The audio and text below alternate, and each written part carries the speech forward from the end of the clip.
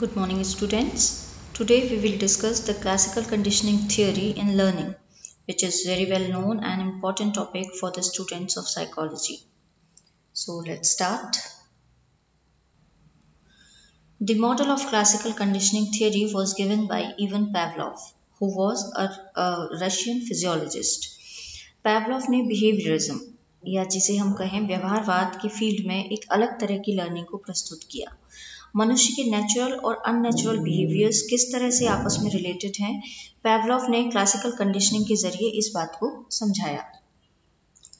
Now, there are certain specific terms which has been used by Pavlov in his classical conditioning theory, and these terms are unconditioned stimulus, conditioned stimulus, unconditioned response, and conditioned response. Before explaining these concepts, I just want to remind you all that conditioned means learned or सीखा हुआ, and unconditioned means unlearned or natural. Okay, so coming to the first term, that is unconditioned stimulus. Unconditioned stimulus एक ऐसा उद्दीपक या stimulus जो प्राकृतिक रूप से एक स्पेसिफिक रेस्पॉन्स क्रिएट करता है, जैसे खाना। खाने को देखकर हमारे मुंह में सतह ही लार आने लगती है, इसलिए हम इसे अनकंडीशनड स्टिमुलस कहेंगे। दूसरा टर्म है अनकंडीशनड रेस्पॉन्स, एक ऐसा रेस्पॉन्स या व्यवहार जो प्राकृतिक रूप से किसी उद्दीपक या स्टिमुलस की वजह से होता है, जैसे मुंह में लार का आना। जब हम खाने को देखते हैं तो हमारे मुंह में लार अपने आप आने लगती है। सो खाने के संबंध में अगर हम देखें तो खाने के संबंध में लार का आना एक अनकंडीशनड रेस्पॉन्स है। इसी तरह अगर हम कोई और एग्जाम्पल लें, जैसे अंधेरे से डरना।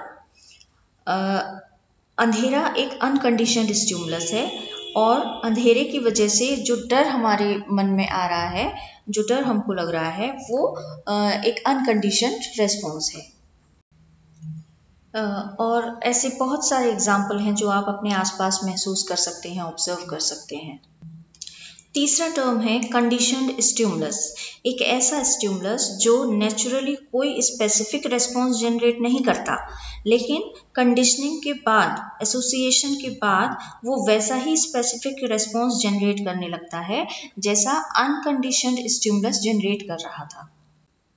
And fourth term is conditioned response, एक ऐसा रेस्पॉन्स या बिहेवियर जो किसी स्टिमुलस का नेचुरल रेस्पॉन्स नहीं है, लेकिन कंडीशनड स्टिमुलस और अनकंडीशनड स्टिमुलस के एसोसिएशन के बाद ये रेस्पॉन्स जनरेट होता है, which is as similar as the unconditioned response.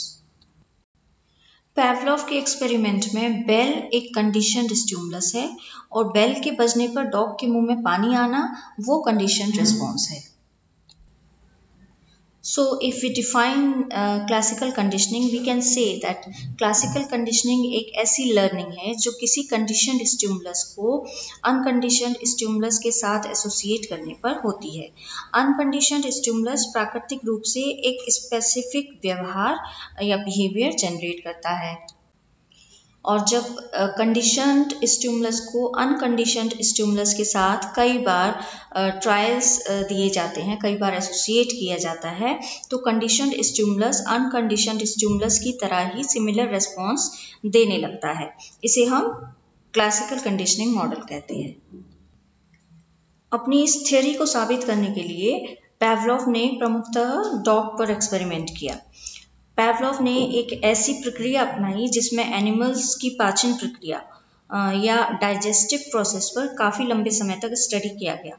उन्होंने अपनी प्रयोगशाला में एक विशेष प्रकार का सेट या फिर जिसे हम कहें बॉक्स तैयार किया, जिसमें कुत्ते के सलाइवा को इकट्ठा करने का जार था, उसके रिस्पॉन्स को नापने के लिए रिवॉल्विंग ड्रम और खाने की ट्रे और ऑब्जर्वेशन स्क्रीन लगी हुई थी, जिस स्क्रीन के जरिए वह कुत्ते को देख पा रही थी। कुत्ते के मुंह को एक नली के द्वारा जार से जोड़ा गया ताकि उसके सलाइवा को नापा जा सके। पैवलोव ने कुछ दिन तक कुत्ते को सिंपली ऑब्जर्व किया। उन्होंने नोटिस किया कि कुत्ता उस वर्कर को देखकर भी सेलिब्रेट करता था जो वर्कर उसे डेली खाना देता था।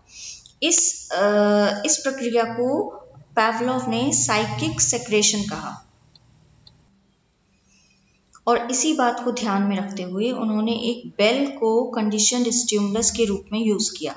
अपने एक्सपेरिमेंट में पैवलोव ने पहले कुछ दिन कुत्ते को खाना दिया और खाने में उसे मीट पाउडर दिया और फिर उसका सलाइवा मेजर किया। इसी प्रक्रिया को कुछ दिन दोहराया गया, या फिर हम कहें कुछ ट्रायल्स इसी तरह से लिए गए।